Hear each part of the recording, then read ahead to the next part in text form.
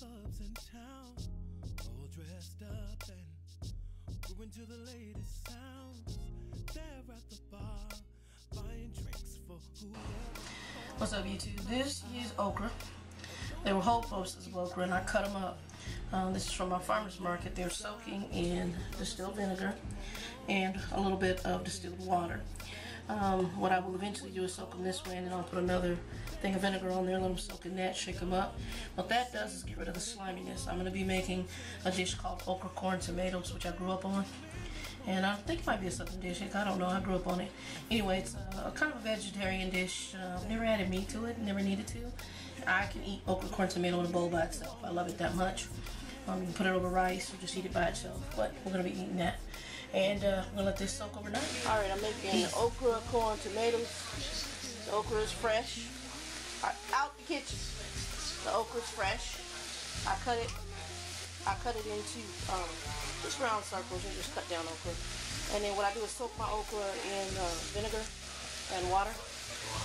Let it sit. I put it in the refrigerator overnight. Now I have frozen corn. You can do fresh corn. And then I'll put a can of tomatoes. You can do fresh tomatoes, but I like canned tomatoes in this dish. I grew up on this, and then season accordingly. Salt, pepper, season all, garlic, however you like it. Have a good one.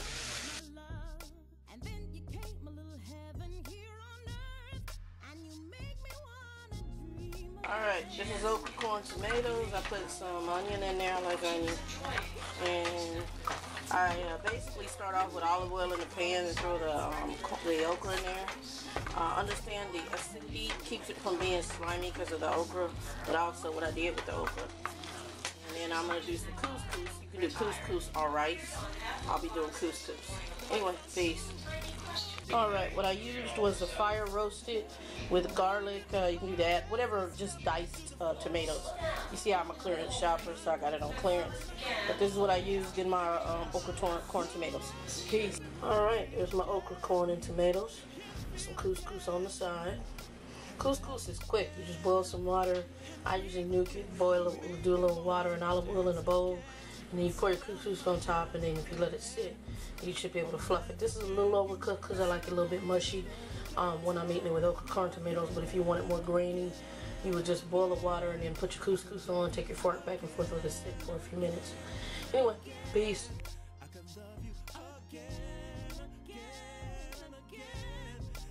Alright, we're going to take the crushed garlic. We're going to take some olive oil and our brown sugar mixture, and we're going to make a paste for one of the hens, Cornish hens.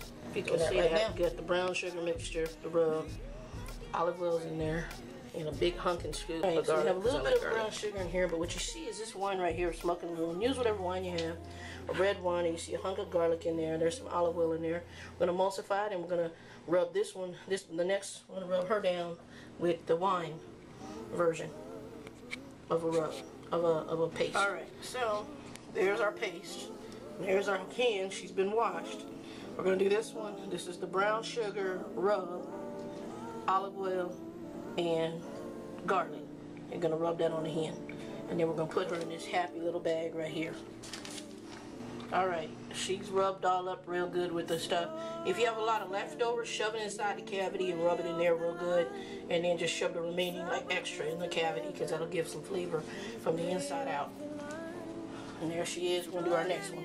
We're going to ziplock her. Put on bread. It's not as thick, but it's a good marinade. And if you could smell it, it's crazy. Smoky Loon has a real smoky wine flavor to it. So it's really, really smoky. So actually I'm going to end up grilling is what I decided.